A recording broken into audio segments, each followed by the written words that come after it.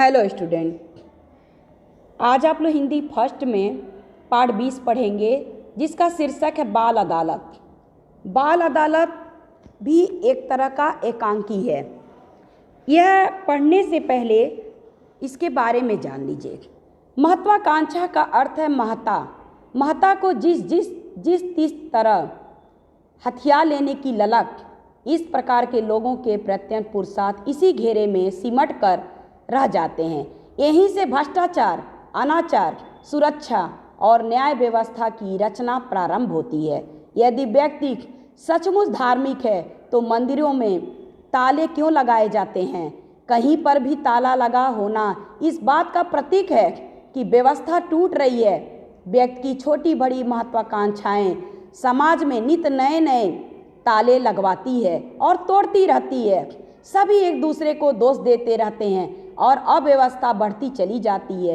ये लोग ही पुनः पुनः राम राज्य की स्थापना की दुहाई देते रहते हैं।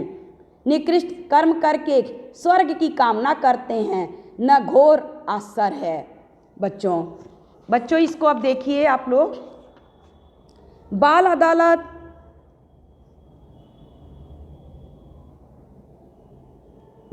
गर्मी की ऋतु थी और बच्चों का ग्रीष्मावकाश।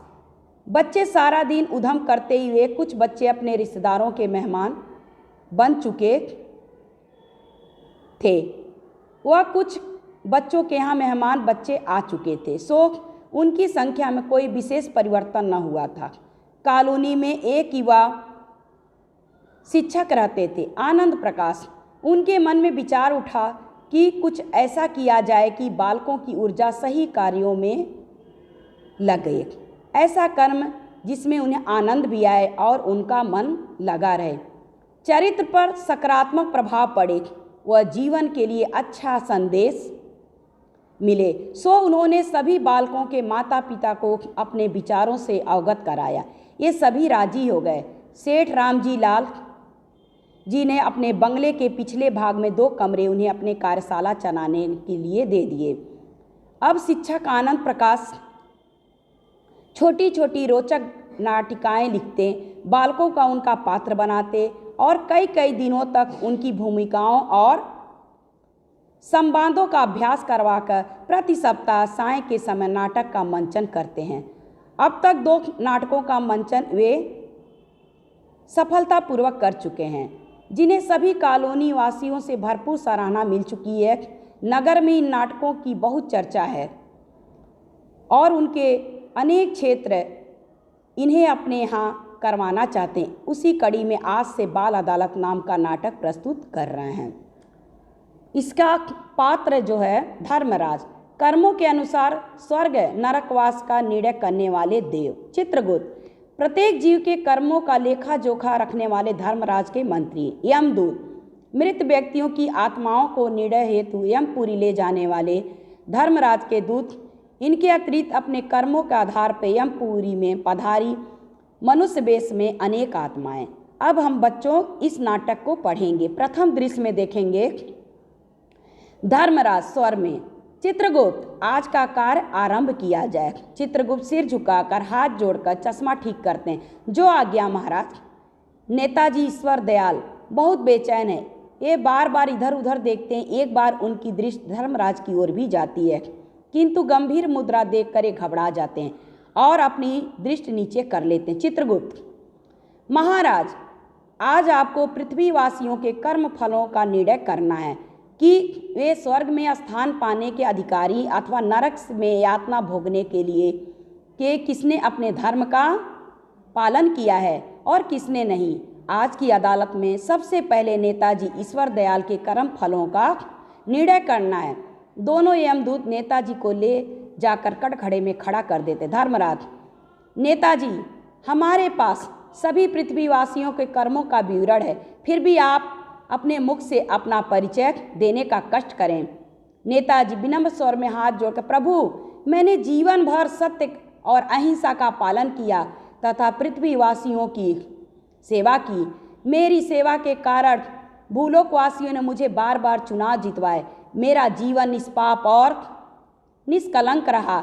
महाराज, मैं भूलोकवासियों के बीच बड़ा लोकप्रिय रहा, सदैव उनके अधिकारों के प्रति लड़ा हूँ। बताने को तो बहुत कुछ है, परंतु समय अभाव के कारण मैं अपना भाषण यहीं समाप्त करता हूँ। महाराज, मेरी सेवाओं को देखते हुए मुझे स्वर्ग में स्थान प्रदान किया जाए।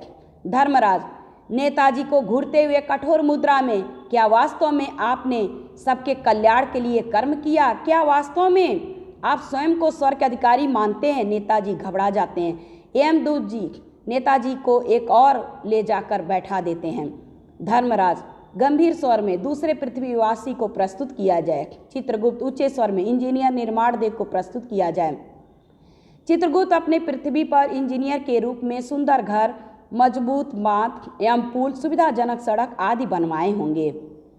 आप सभी उपलब्धियों का बखान किस रूप में करना चाहेंगे, जरा हम भी सुने। निर्माण दे अपनी प्रशंसा से उत्साहित हो कमीज का काला ठीक करता हो, प्रभु सास की सेवा में आकर मैंने अनेक बहुमंजिला इमारतों का निर्माण करवाया।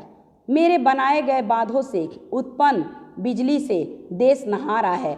पहाड़ों के बीच में से सुरंग निकालकर मैंने आवागमन को सुविधाजनक बनाया है। मैंने सभी कार्य मनुष्य के उत्थान के लिए किए। इस दृष्टि से मैं स्वर्ग का अधिकारी होता हूँ। बस महाराज की कृपा चाहिए। हाथ जोड़कर विनीत भाव से सिर झुका लेता है। धर्मराज, चित्रगुप्त अब अगले पृथ्वीवासी को प्रस्तुत किया। चित्रगुप्त ऊंचे स्वर, डॉक्टर जीवन देव को प्रस्तुत किया जाए। कुछ ही क्षणों में यमदूत डॉक्टर जीवन देव के साथ भीतर प्रवेश करते हैं, उन्हें ले जाकर कटघरे में खड़ा कर देते हैं। डॉक्टर जीवन देव सभी की ओर नजर उठाकर देखते हैं और शांतिपूर्वक खड़े हो जाते हैं।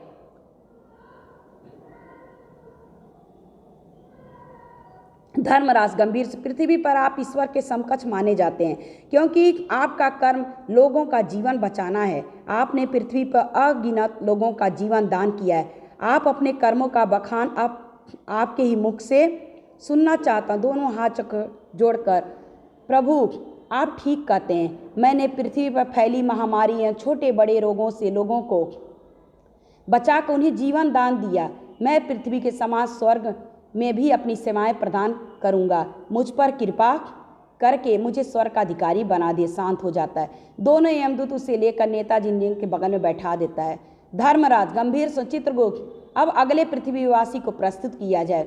चित्रगुप्त ऊंचे स्वर, पुलिस अधिकारी कर्तव्यनिष्ठ को प्रस्तुत किया जाए।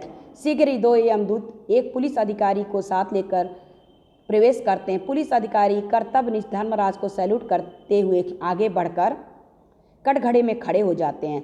धर्मराज गंभीर स्वर में, आपने पुलिस अधिकारी के रूप में चोर, डकैतों और आतंकवादियों से देश की प्रजा की रक्षा की होगी।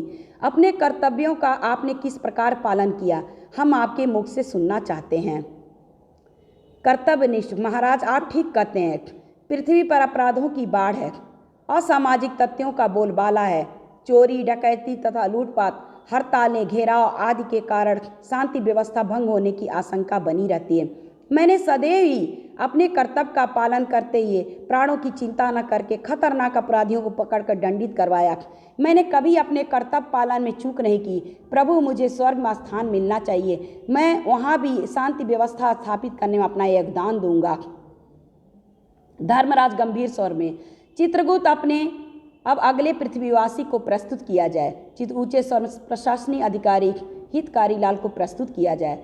कुछ ही क्षणों में यमदूत प्रशासनिक अधिकारी को लेकर आते हैं। यह आदमी कुछ अकड़ के साथ टाई ठीक करता आता है। वह इधर उधर दृष्टि डालकर स्थिति का अवलोकन करता और कटघरे में प्रवेश कर जाता। गंभीर स्वर में धर्मराज ने कहा, प्रशासनिक अधिकारी के रूप में पृथ्वी पर वास्तविक शासन तो आपका ही रहा। सभी सरकारी योजनाओं का प्रजाहित में क्रियान्वयन भी आपके हाथों हुआ। आप किस रूप में अपनी उपलब्धियों की चर्चा करना चाहेंगे?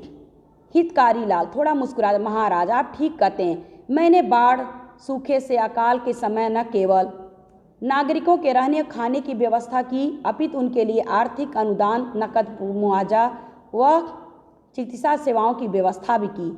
जिस क्षेत्र में मैं रहा उसका उत्थान किया।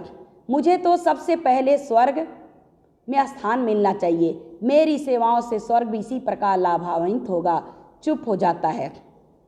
धर्मराज गंभीर स्वर में, चित्रगुप्त आज के कार्यवाही के अंतिम पृथ्वीवासी को प्रस्तुत किया जाए। शीघ्र ही 2 यमदूत काला चोगा पहने नजर का चश्मा लगाए न्यायाधीश के वेश में एक व्यक्ति को लेकर कटघरे में प्रवेश कर चित्रगुप्त ऊंचे से न्यायाधीश निष्कलंक नाथ को प्रस्तुत किया जाए। धर्मराज गंभीर से निष्कलंक नाथ जी, आप पृथ्वी पर न्यायाधीश रहे। आपका स्थान पृथ्वी पर वही था जो यमदूत पुरी में मेरा है। आपने अवश्य दोषी को दंड व निर्दोष को अभयदान दिया होगा। दूध का दूध और पानी का पानी करने में आपने कभी कर्तव्य के विरुद्ध कोई कार्य न किया होगा। आपके कर्मों का बखान हम आपके ही मुख से सुनना चाहते हैं। निष्कलंक महाराज, मैं न्यायाधीश का पद ग्रहण करने से पूर्व वकील था। मैंने वकील के रूप में भी और न्यायाधीश के रूप में सदैव न्याय का साथ दिया।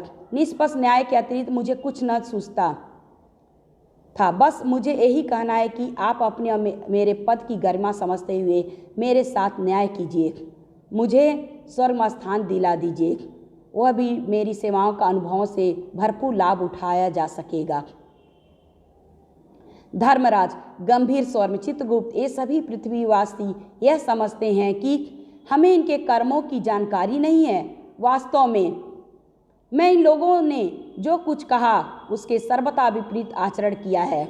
यदि ये अपने कथनानुसार कार्य करते तो आज पृथ्वी लोक पर हाहाकार न मचा होता।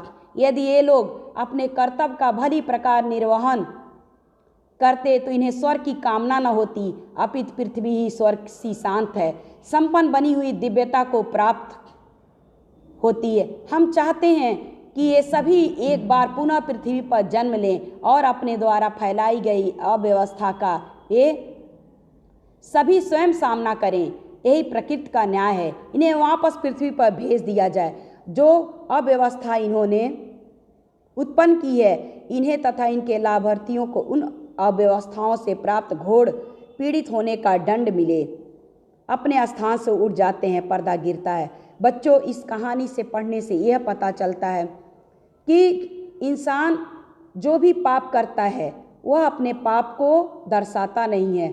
जिस तरह न्यायाधीश, पुलिस अधिकारी और प्रशासनिक अधिकारी सभी ने अपनी बुराइयों को नहीं बताया धर्मराज से, बल्कि झूठ मूठ में अपनी तारीफ की। थैंक यू बच्चों।